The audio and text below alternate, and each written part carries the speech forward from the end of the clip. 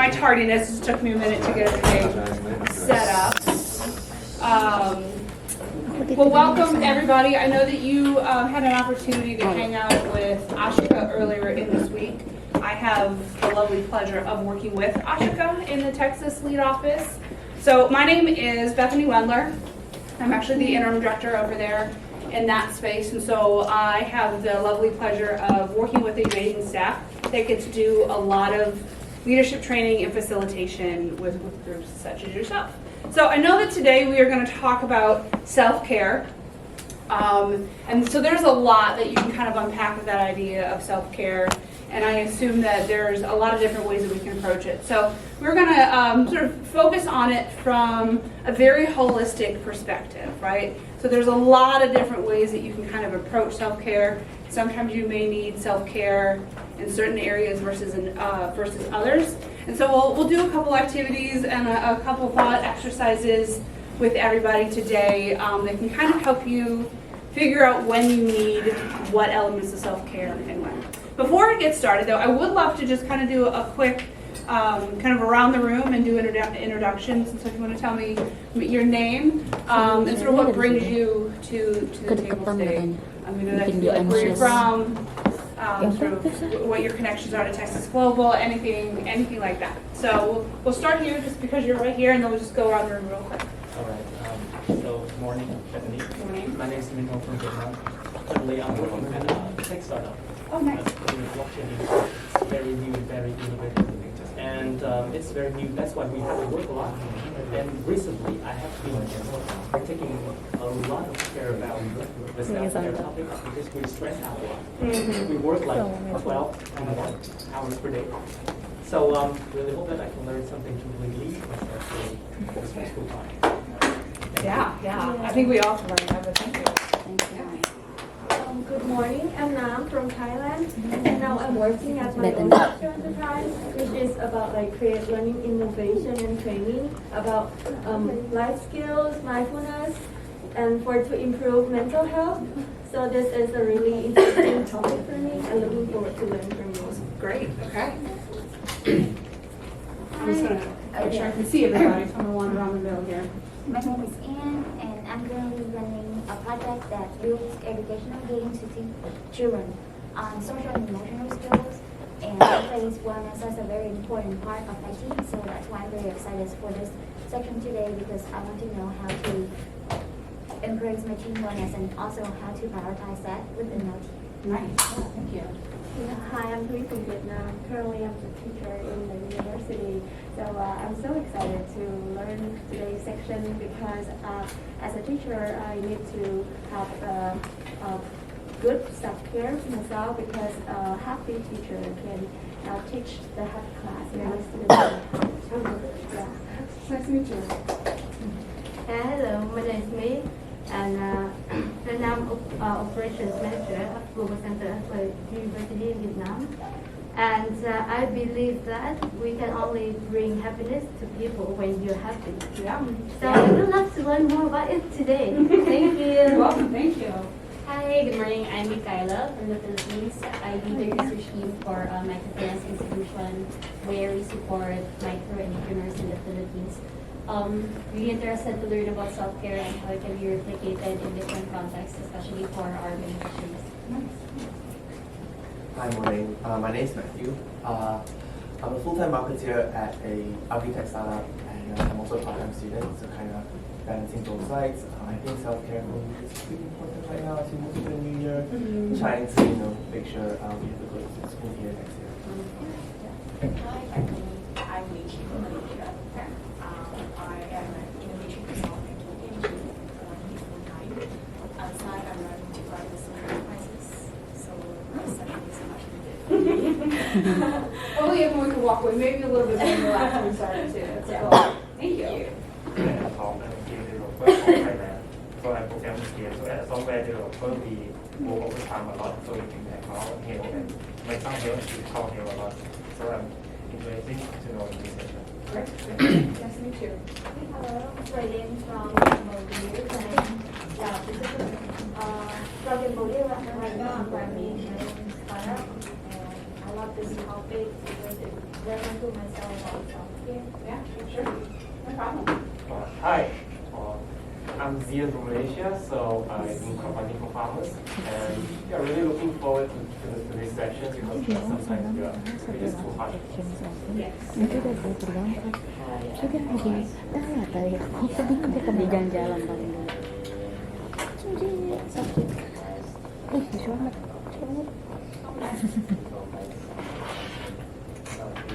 Bisa ngecas deh.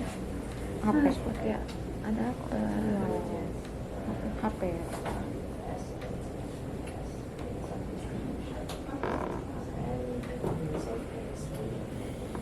Gede banget suaranya. Ngomong apa self care? Ya, balance in life.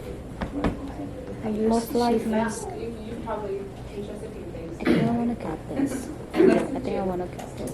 I am Now the yeah, bentar. and I am self-entrepreneur and also volunteer. I'm also working in the modeling agency, which is Diri, Diri modeling. Masih Gary. And I'm a mentor, a leader for the young Fosil tuh models. layarnya top tier. You know, Terus deh. Tapi dia the talent models. desainnya nggak terlalu yang So I think self-care is important because being a leader to, ngomongin kualitas. for the young models to teach them how to Gila care, kalau I mean, saya udah themselves in to look presentable. Yeah. And Yeah, can be yeah. like that. Yeah, the inward and the outward is really Exactly. important. Absolutely, yeah. Yeah, being Yeah. in and out. And yeah, I think this is one of the most important things for the section. It's nice to meet you. Oh, stop. We're getting there. Yeah, hi, I'm Satya from Indonesia. I'm a BD from startup in Indonesia. I think self-care is very important. I think everyone here is a very ambitious person, and they kind of like to forget about themselves. Yeah, yeah, absolutely. Hello, nice to meet you. I'm Bernhart from Indonesia. I'm an innovator, Okay. lecturer, and also I'm a dad. Nice, yes. So you need some self-care, don't you? Of course. I think that's it. Absolutely, yes. Nice to meet you. Hi. Hi, nice to meet you. I'm Renz from the Philippines. I work as a marketing manager for a local digital bank in the Philippines, so I mostly work with MSMEs. So working for a startup can be really, really hard. You need to wear multiple hats and you need to be agile, things like that. And I think for now, the important thing is to really find the work-life harmony or that kind of harmony. So I'm very excited to learn from this session. Absolutely great. Hi, my name is Penrose from Thailand. I'm currently working as a marketing trainee in Nestle. So I just started my job like 3 months ago. I still like finding the balance between work life and like work life. But on the side, I'm still running my own food tech startups as well. You all need, and so I've heard a lot. So that balance, that work-life balance, that need from a young professional's space. Journal and write some of these things down. Find a way to sort of talk to yourself. If you have that inner narrative, right? If folks talk to themselves, it's a great way just to stop and pause, or to find a colleague or a friend or sort of a trusted partner and just have this quick conversation. Like, what is something that has brought you joy this week? And then it's really a fun way to sort of lighten sort of that space. It could be temporary. It could kind of carry with you throughout the rest of the day or the week, but it's a really fun way just to think about something bright in your day or your week, especially when you're having kind of you have a really busy schedule, heavy workload. Really simple thing to do, and you can kind of just have that in your back pocket. So, right off the bat, we're already learning some stuff.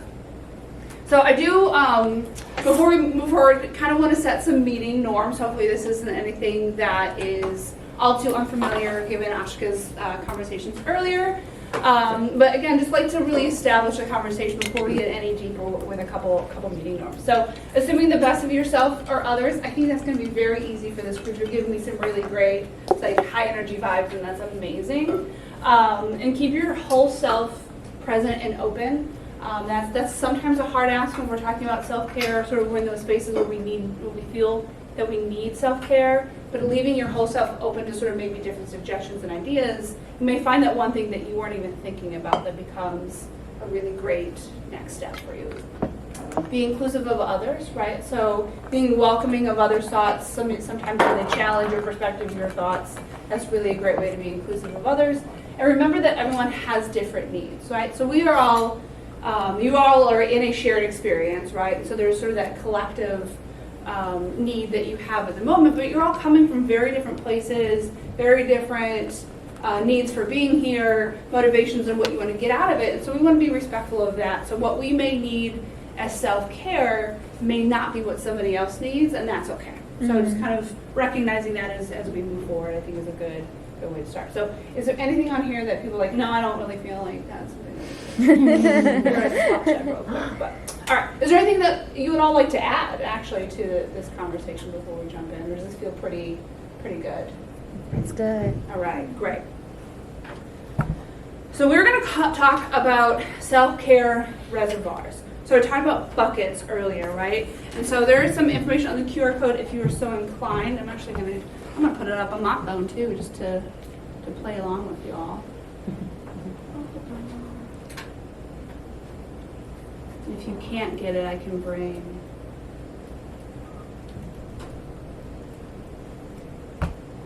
Okay. So this is a resource that you are welcome to have and keep with you. If there's something that you need to do directly with it right now.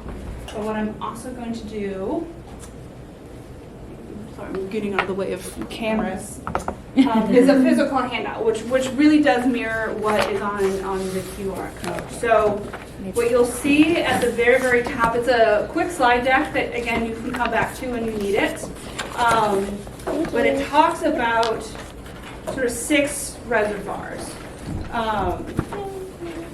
Sort of 6 sort of reservoirs of where we kind of need self-care. And there's probably a lot more that we can think of it as well, but this is sort of an easy way to bucket those into kind of simple categories.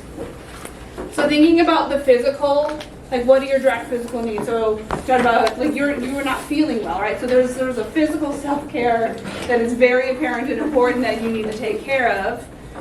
You also have personal, physiological, so like the need to kind of step out of those mental spaces, right? The need to have conversations with others, the need to journal, sort of those opportunities maybe to be creative, to do something that's sort of outside of like your job, right? So I do a lot of facilitation, a lot of training, but I also love to sew, and so very unrelated to what I do, but sometimes that physiological act of doing that creative thing helps me. Spiritual reservoirs, so like how do you center yourself, whether that be through faith or religion or other spiritual practices. That's one reservoir, right? So the professional. So that everyone does have that professional need, right? So we want to feel like we are contributing. We want to feel like we're creating something, that we're adding value. So that is a space that you want to consider with self-care. And then the other one is the emotional. So it's a little bit different than the physiological or the personal. So like, what are your emotional needs right now? Are you feeling a little bit overwhelmed? That's not showing up on the screen. Do you feel sort of unmotivated sometimes? And that's sometimes a signal or a trigger, for recognizing when sort of one reservoir is empty or full. So, let me make that. So what you can do, there's actually one off this wheel, I'm realizing it.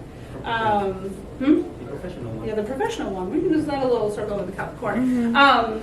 So what I would love for you to do, you're either welcome to use the digital version, or if you just want to do the physical version, that's well, or if you just want to take your own notes off to the side and ignore the wheel.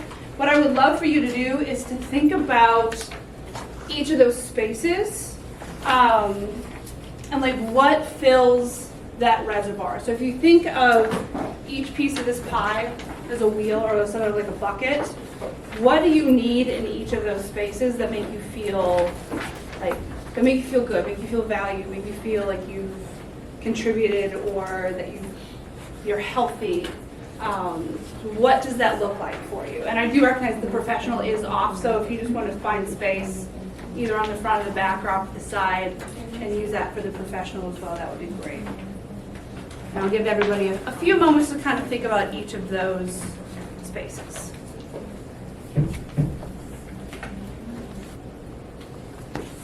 And then if you have spent some time kind of filling in each of these reservoirs, each of these areas, if you haven't already done so, feel free to think about the 2 questions on the back as well. And just take a moment or two to kind of reflect on, what signs are there that kind of give you the notification that one of your reservoirs is depleted. And then thinking about which reservoir is sort of the easiest to fill up, which ones do you maybe neglect more than others. So just kind of taking a moment to think about those last 2 questions as well. So again, I will stop talking and let you all. Wow. Give folks 2 or 3 more minutes. Is that okay, or do you want a little more time? 3 minutes is good. Okay, great.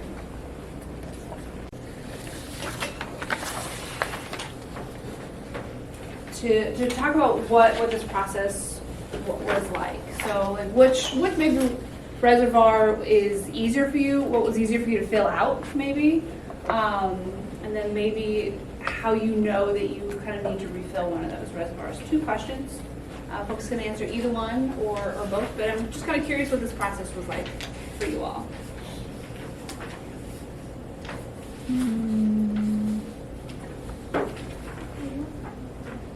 Yeah, okay. I think for me the easiest is physical and spiritual. Okay.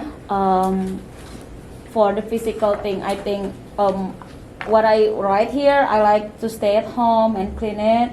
I like take a long bath and then just walk in the morning and cook healthy food. It's really easy for me to just feel it. I have it all over here. Yeah. And the spiritual also, it's easy for me. I think what I did to connect to God, I pray and also recite the Holy Book. I think it filled the whole spiritual thingy. Yeah. But it's really hard for me to write down the psychology and emotional. I only have one.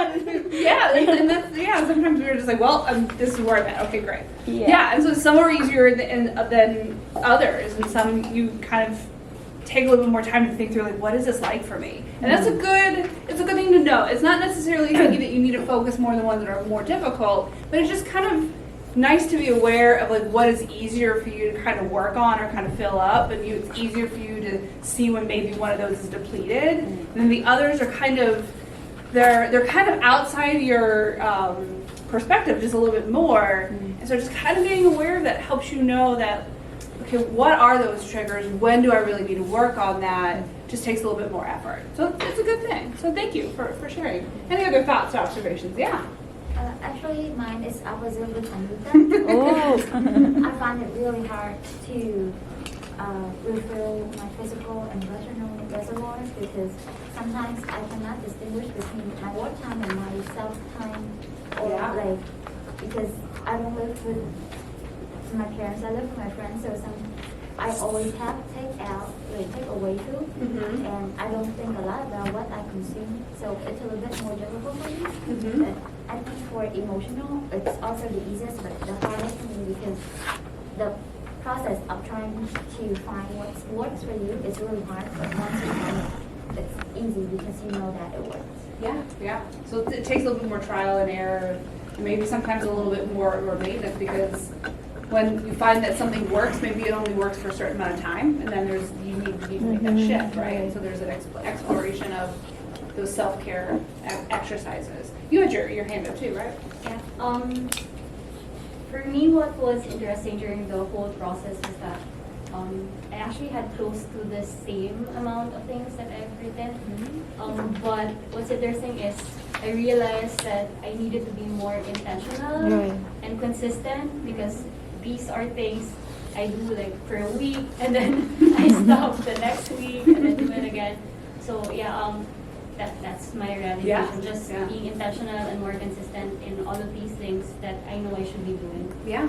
I think habit forming in and of itself is a whole other conversation that we can have. But like one thing that I will share about the idea of being intentional, yes, I think you're very right to be intentional, but I also think that we we can hold ourselves to too high of a standard when that intentionality shifts our focus to something else, right? And we haven't yet built that habit, and so we're like, oh, this thing that I was going to do every day in the morning, I'm not doing anymore, I'm failing. Right? It's like, no, it's okay. Like, maybe you filled it up just enough and you can move on. I'm almost tripping over the chair. You can move on and come back to it later. So I think we also need to give ourselves a little bit of grace in this idea of self-care work, that sometimes it's temporary, sometimes you put it down and you come back to it, and that's okay.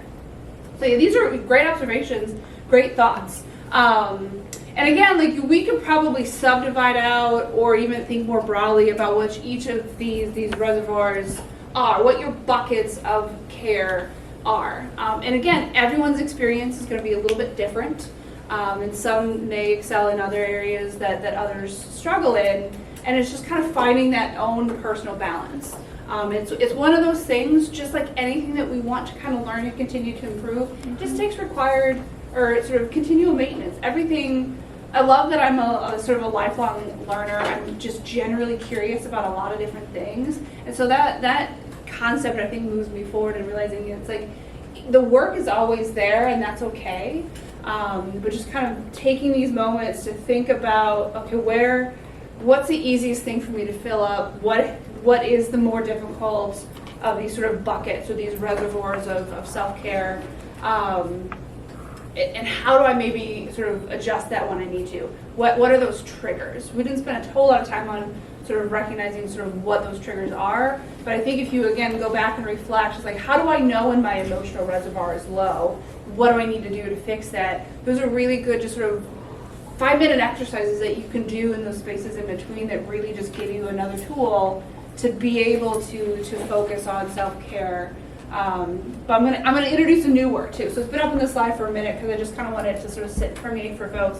But this idea of self-care we talk about a lot, right? But there's also self-work. So the idea of self-care is those reservoirs, so those buckets. It's taking the time to fill up one of those reservoirs when you need to, right? So taking a walk in the sunshine, if that sort of physical or emotional bucket is sort of depleted, and you know that kind of helps fill that up, right? So that's self-care. Self-work is using that energy from those reservoirs to improve yourself sort of in those areas. And so it's a way to sort of productively apply this self-care. So as you are thinking about how you incorporate it, how does it actually start to help with those things, those goals that you have, those values that you have? How do you incorporate this into that work so it just becomes a regular part of your lived experience, your daily practice, right? So like using your physical reservoir, all the things that you do to kind of fill up that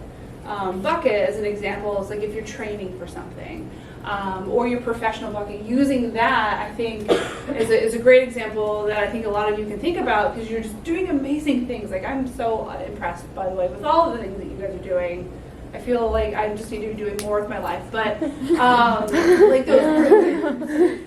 It's just I'm okay. I'm gonna go back and do my own bucket refills. But you think of like the startups and the businesses and the things you all are doing in those professional buckets. Like, how do you use that self-work and filling up those buckets, maybe to get to that next phase, or sort of finish out or complete that project that you're working on? Maybe identify a new customer or a new client. There's easy ways that you can incorporate it in there, so the idea of self-care and self-work doesn't feel like extra or an additional burden or something else that you need to have to focus on, right? So it just becomes naturally a part of it. And there's a little bit of a process, right? And it kind of goes in a circle. So again, if you think about how this is just sort of a natural part of your daily practice, you'll kind of see it's there. So, you use your reservoirs to complete work, right? So that's that self-work you're thinking about. But then as you start to use those reservoirs, you notice that they're becoming depleted, right? So then you need to sort of focus on those self-care tactics. So the journaling, having a conversation, taking a walk, cooking a healthy meal, any of those things that you sort of identify individually for yourself, you use those to fill up those reservoirs, and then you sort of experience those like the fivefolds. You're just like, I feel good, feel great, and you just kind of continue to work in that circle. So the other thing I think a common misconception too about self-care is that once you get it done, it's done. But you're constantly, it's an energy give and take, right? So you're not really creating or expiring energy, you're just shifting it around. So you're never really done with self-care. It does require sort of annual or like ongoing maintenance. But so I think this is a really great way to sort of visualize that. But it's also sometimes a little, I don't want to say confusing, but self-care and self-work can look very similar to each other. Trying to do a quick little, is this one or is this the other? Just so we can kind of start to recognize that. So let me see. Okay. So there's a couple examples that I'm going to put on the screen. Sort of each slide has sort of a different question. And I want you all to think if it's self-care or self-work. So if you think it is self-care, you'll stay seated. And if you think it's self-work, you will stand. And so again, we're going to do a little physical activity today. It's another good self-care to work for you. And if you're, I don't think there's a wrong way or right way to answer it. So if you're unsure and you just kind of stand in, say it or whatever, that's great too. Okay, so example number 1. Using Duolingo for 10 minutes a day to practice a new language. Is that self-care or self-work? I'm going to make sure again. So Self-work. So self-care, you stay seated. If it's self-work, you stand. All right. So we have some folks who think it's self-work. Why do you think it's self-work? For anybody who's standing, why is it self-work? So for me, I think it's self-work because it needs my energy to do that. Okay. It needs energy to do that. Okay. Okay. So anybody who is still seated and see that as self-care, why do you see that as self-care? Because it's relaxing. That's interesting. Okay. It's relaxing.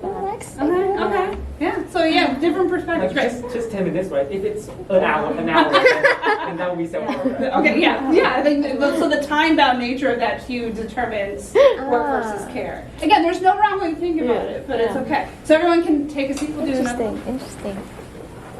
Okay. Turning off all notifications on work email after 6 p.m. Is that self-care or is that self-work? Self-work. Okay. All right. You are our stander, so explain to me your logic. Why is that self-work to you? For me, like if I turn off my notifications, like it makes me really nervous. Like when I have my notifs on and I can see all my emails, I can get to it quickly and I can respond to it. And that for me is like more relaxing as opposed to like turning off my notifications and like going crazy about what's happening and me not knowing.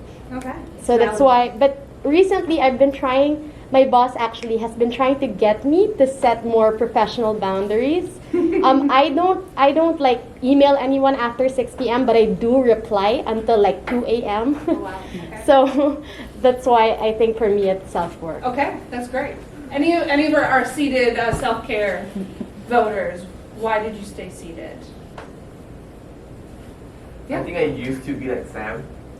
I get very anxious whenever I turn off my notifications. But then I realized it's taking a big toll on me. And I still have it on after 6 p.m.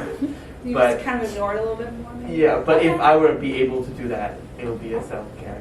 Yeah. Because, doing that without having the anxiety is caring.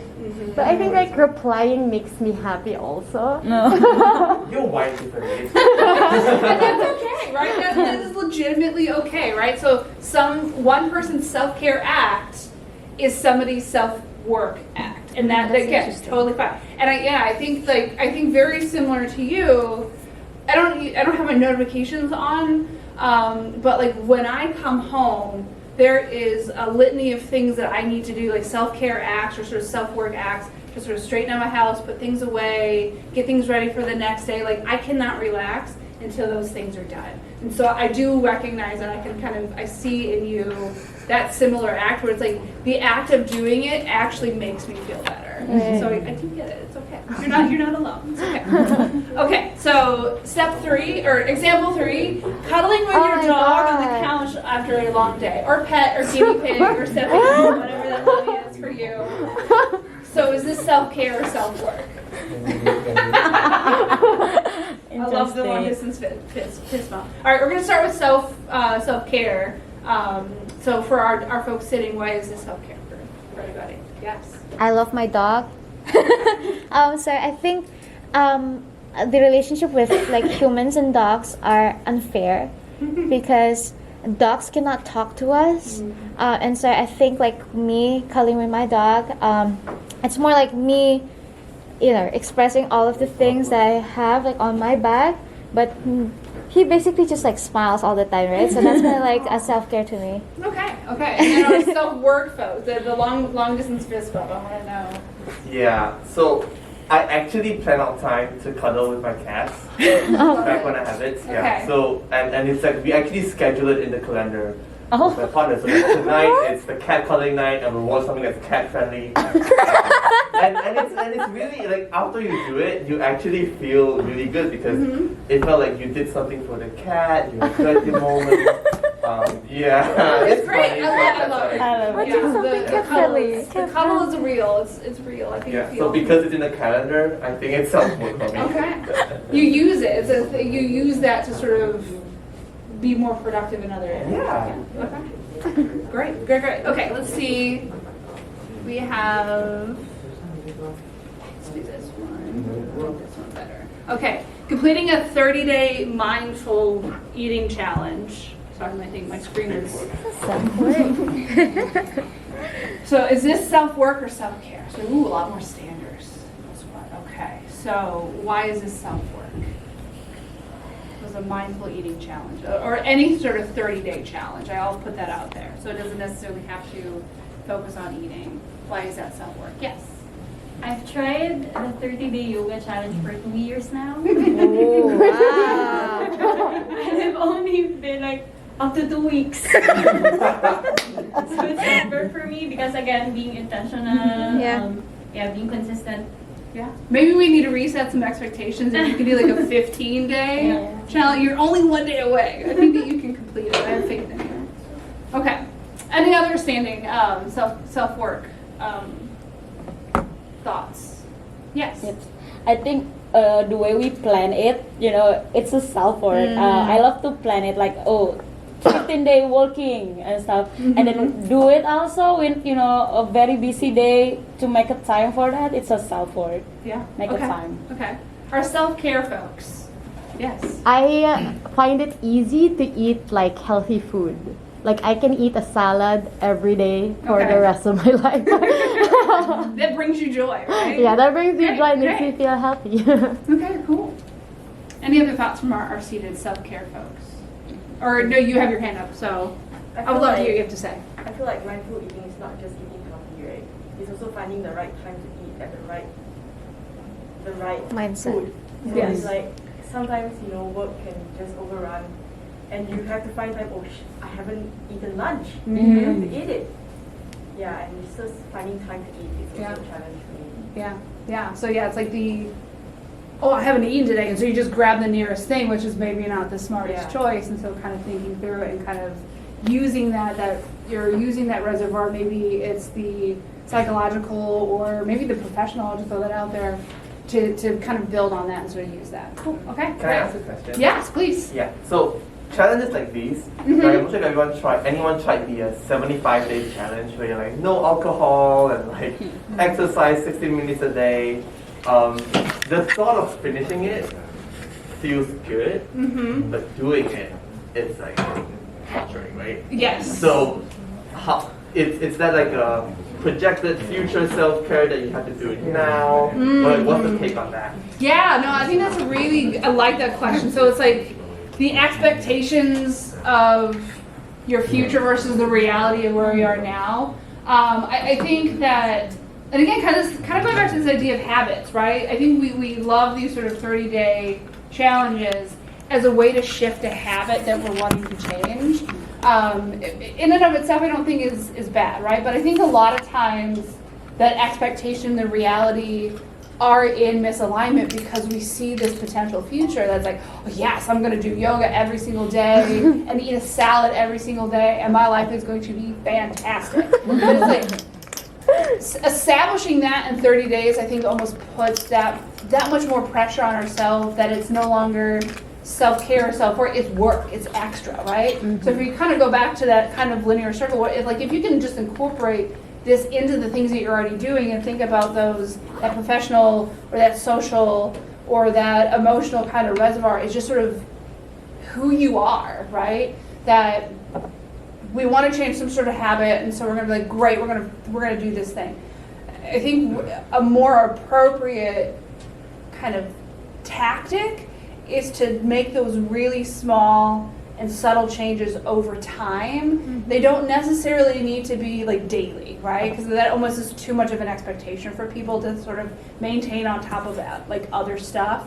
But where is progress being made, and sort of recognizing that versus the challenge of completing it in 30 days, I think resets expectations a little bit for yourself.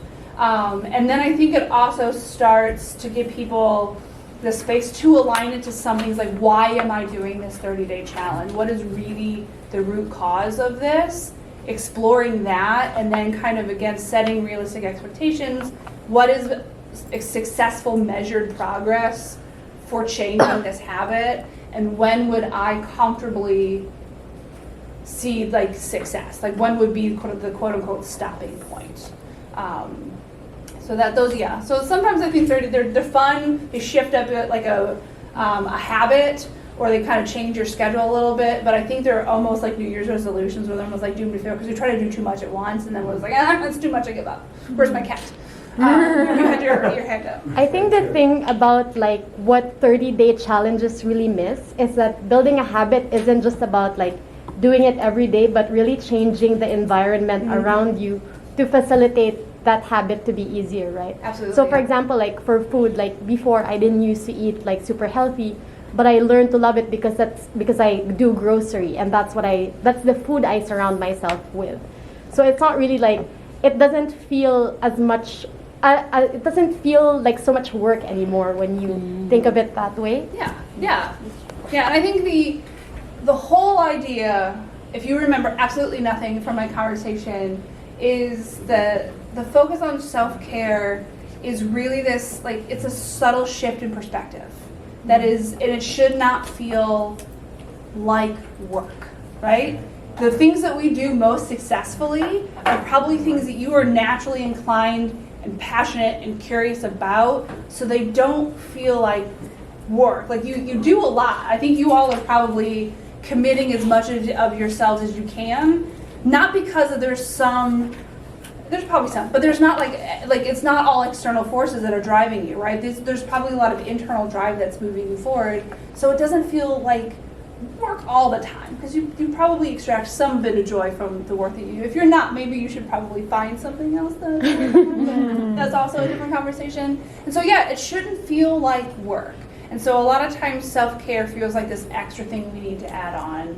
And again, I think the whole sort of cornerstone of this conversation is find those ways where it doesn't feel like work, but you can sort of slowly and find these 5 minutes a day, like 10-minute Duolingo, right? Like it's not a whole like significant amount of commitment, but you do it over time, and you can find that measured progress, and you're like, okay, I feel better. But again, it's not everything better all at once. It's like my emotional bucket is now fill, which is going to give me time to focus on this professional bucket, because I'm noticing it's depleted now. And you just kind of constantly are doing that spot check of what is full, what is not full, how do I need to fill it up, what are the actions I need to take. So, yes. There's the thing that we know that it's good. For example, I have to run to have better health. Yes. For example. Yes. But then I set like very minimum goal for it, so that it's not gonna stress me out. Yeah. But then that becomes a very dangerous thing because I'm used to it, so that I cannot extend myself anymore. Yeah. For example, my target at first would be like running for 10 kilometers, like straight. Yeah. But then I target the first day, because it's first day, right? I just run for 1 kilometer, and that's it. And that was a very big success for that first day. But then I get used to it, so that I cannot extend to 2 or 3. So it's never a chance for me to get to the 10 kilometers. So how can I be mindful about it? Yeah, that's a great question. So I think Because for example, Sam, he said that like set an environment, right? yes. But that yes. environment only fits the minimum goal. Mhm. So if I want to achieve a higher goal, I know that is good. Mhm. But I cannot make myself, I cannot encourage myself to do it. Okay. When I was trying to run a 10K, I asked a friend to run with me, like all the time. Because like I think he had like bigger goals, so I just sort of rode on that. Yeah. I think, so two thoughts, like one is good, one's bad. So, or not good or bad, but like one is sort of more of a positive and one is sort of less positive. So I'll start with the less positive. So maybe maybe you just need to sort of reestablish expectations. So what was it about setting the 10K expectation? Was it actually to complete the 10K, or was it to get some sort of physical activity on a regular basis? And so if you are now at that 1 kilometer space and you can't push yourself further, kind of the couple questions that you can think about is like, is 1K enough? Am I doing what I ultimately set out to do, which was run, get some movement in, feel good about myself? So that's sort of one way to think about it. The other way to think about it is you're sort of at that kind of impasse, right, where you've now become really comfortable with that particular distance or that particular pace, is to go back to that original goal and really think about like what was the root cause, or what was really that true motivator for wanting to choose to run in the first place. And maybe somewhere in there is that motivation that's like, great, 1K is now my baseline, what's my new baseline? And you go through that same process that you started with of, I'm just gonna start with 1 mile, great, I'm gonna get there. You can kind of go back through and think about, okay, I'm just gonna get to a 2K or not 2K, like a 5K. That's your new baseline. You just need to reestablish what that baseline is. And then sometimes that is all the motivator that you need to move forward. On the other hand, too, it's also like maybe you just need to reevaluate your expectation and be like, one kilometer is plenty fine for me. 30 minutes is plenty fine for me, and I don't need to push it any further than that. So, again, this idea to continuously need to make it more harder, more challenging, more difficult is that question that you're going to ask yourself is like, is this work, or is this actually self-work for me? And the answer is really personal. It's really up to you. But those are two strategies that I would give you that you can kind of think about in wanting to either shift and run more, or kind of maintain and just continue that. So which one would fill your bucket up more? And that's only a question that you can answer for yourself. Does that help, or am I just frustrating you even further? Just one more actually. Yeah. So if, like in that case, 10 kilometers is like myself. Yes. But then if I'm used to it, then I see it as a very stressful goal. Now I need a self-care for that self-work. And that's going to be a very difficult thing because I have to balance the self-care and the self-work. I even have self-care in the self-work. Yeah. Which, in that case, should I mean, yeah, how difficult it is. Yeah. Like self-care in the self-work. Yeah. It's not separate anymore. If it's not bringing you joy, then don't do it. Oh, There's okay. something else. There's something else that you could probably do that would. Should quit that. Yeah. Yeah. Just go ahead and quit. It's fine. Just gonna take a nap. But no, just like shift that. Like shift your expectations, right? I think that's the easiest. My easiest answer is not really specific, but that's the thing is. We get really focused on a very particular version of a goal, and we don't realize how fluid that goal can actually be. So shifting your perspective and sort of what that reality could look like and help you see is like, maybe it's not running anymore. Maybe it's, I don't know, doing some weightlifting or something, and that's a different challenge, and you find a little bit more, that becomes less of this kind of cycle of, is this work and self-care, and self-work and self-care, and I don't know what I'm, Right. yeah, so. Right, thank you. Yeah, so. Got it. Okay, let's see. We are at a little after 11:30, so we're going to actually skip through a couple of these just because we're at time. And kind of think about what can you do with this? I'm giving you a lot of information. Maybe it's answered some questions for you. Maybe it's given you some new questions to think about. But again, I want you to kind of think about what this means for you and how do you take it with you. I think the ultimate goal of any workshop that we provide is that there's something beyond this space that is valuable to you. So I would love for you to stay. We won't do a turn and talk just for the sake of time, but just sort of think about like what were some of the big ideas and takeaways from this presentation today. So that's the what. And you think about so what. So what does that mean for me, right? So why are these ideas important? What did we learn? And now what? So now what can I do with this information? I've learned something. It's added value. I've made meaning of it for myself. What do I do with it? Maybe what is an action item or two that you can take, sort of integrate this into either your current self-care practice, self-work practice, or maybe what is an idea that you can do to sort of create a self-care practice or a self-work practice. So 3 things to think about. And so I'll kind of leave you all with that, sort of let you self-reflect as we wrap up. But want to thank you all for your time. You are a fabulous, fabulous group to hang out with. Not going to understand why you were... Subscribe ke bern.id. Dan jangan lupa untuk mengunduh Pranala App. Untuk video terbaru, kamu bisa klik video di kanan atas. Dan untuk video rekomendasi, bisa klik video di kanan bawah. Terima kasih.